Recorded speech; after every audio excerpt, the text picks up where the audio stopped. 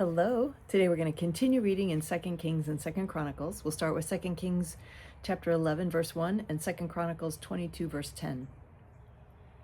In Judah, when Athaliah, the mother of Ahaziah, saw that her son was dead, she proceeded to destroy the whole royal family of the house of Judah.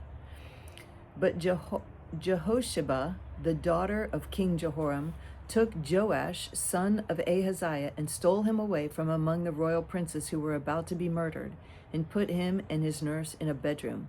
Because Jehosheba, the daughter of King Jehoram, and wife of the priest Jehoiada, was Ahaziah's sister, she hid the child from Athaliah so she could not kill him.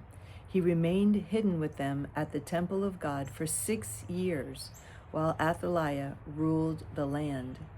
Wow. Wow.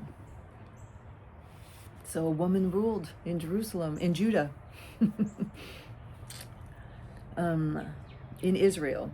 Then Jehu brought all the people together and said to them, Ahab served Baal a little, Jehu will serve him much. Oh, wow. Now summon all the prophets of Baal, all his ministers and all his priests. See that no one is missing, because I am going to hold a great sacrifice for Baal. Anyone who fails to come will no longer live. But Jehu was acting deceptively in order to destroy the ministers of Baal. Oh, good for him. Tricked me. Jehu said, call an assembly in honor of Baal. So they proclaimed it. Then he sent word throughout Israel, and all the ministers of Baal came. Not one stayed away. They crowded into the temple of Baal until it was full from one end to the other. And Jehu said to the keeper of the wardrobe, bring robes for all the ministers of Baal. So he brought out robes for them. Then Jehu and Jehonadab, son of Rechab, went into the temple of Baal. Jehu said to the ministers of Baal, look around and see that no servants of the Lord are here with you, only ministers of Baal. So they went on to make sacrifices and burnt offerings.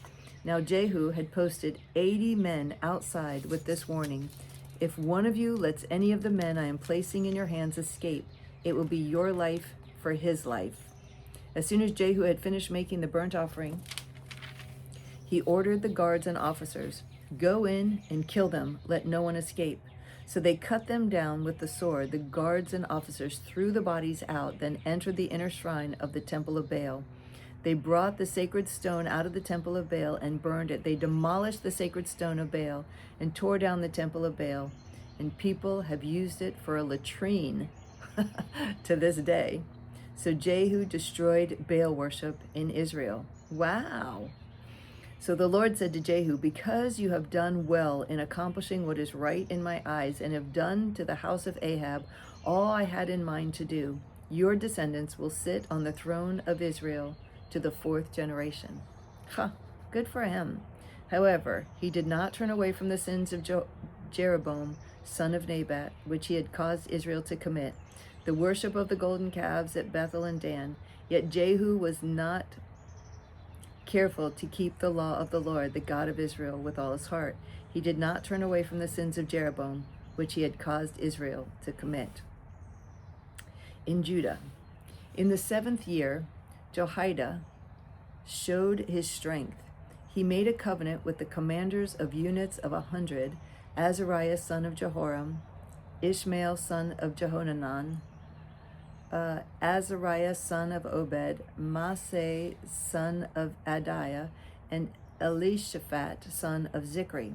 They went throughout Judah and gathered the Levites and the heads of the Israelite families from all the towns. When they came to Jerusalem, the whole assembly made a covenant with the king at the temple of God.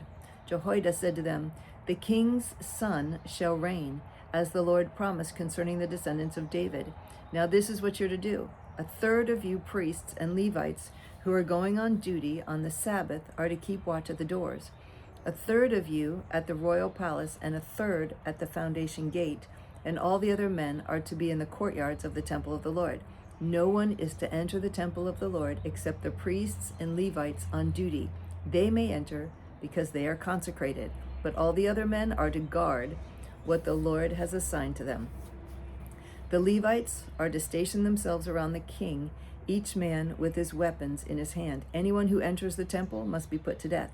Stay close to the king wherever he goes. The Levites and all the men of Judah did just as Jehoiada the priest ordered. Each one took his men, those who were going on duty on the Sabbath and those who were going off duty. For Jehoiada the priest had not released any of the divisions. Then he gave the commanders of units of 100 the spears and the large and small shields that had belonged to King David and that were in the temple of God. He stationed all the men, each with his weapon in his hand, around the king, near the altar in the temple, from the south side to the north side of the temple. Jehoiada and his sons brought out the king's son and put the crown on him. They presented him with a copy of the covenant and proclaimed him king.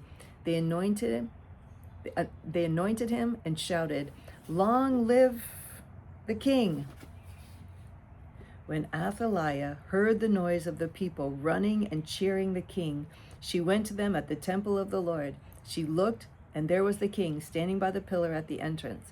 The officers and the trumpeters were beside the king, and all the people of the land were rejoicing and blowing trumpets, and singers with musical instruments were leading the praises. Then Athaliah tore her robes and shouted, "Treason! Treason!" Jehoiada, the priest, sent out the commanders of units of 100 who were in charge of the troops and said to them, "Bring her out between the ranks and put to the sword anyone who follows her." For the priest had said, "Do not put her to death at the temple of the Lord." So they seized her as she reached the entrance of the horse gate on the palace grounds, and there they put her to death.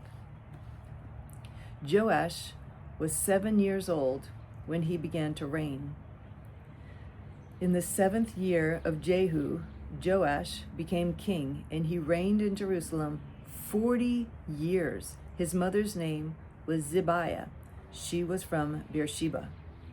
Jehoiada then made a covenant that he and the people and the king would be the Lord's people. All the people went to the temple of Baal and tore it down. They smashed the altars and idols and killed Mattan, the priest of Baal, in front of the altars. Then Jehoiada placed the oversight of the temple of the Lord in the hands of the priests, who were Levites, to whom David had made assignments in the temple to present the burnt offerings of the Lord as written in the law of Moses, with rejoicing and singing as David had ordered. He also stationed doorkeepers at the gates of the Lord's temple so that no one who was in any way unclean might enter. He took with him the commanders of hundreds, the nobles, the rulers of the people, and all the people of the land, and brought the king down from the temple of the Lord. They went into the palace through the upper gate and seated the king on the royal throne, and all the people of the land rejoiced. And the city was quiet, because Athaliah had been slain with the sword. Joash did what was right in the eyes of the Lord all the years Jehoiada the priest instructed him. The high places, however, were not removed. The people continued to offer sacrifices and burn incense there. So that's all for today. It's kind of short today, but thank you for joining me. It's always a pleasure to read with you. I love you so much. I look forward to reading with you again tomorrow. Bye.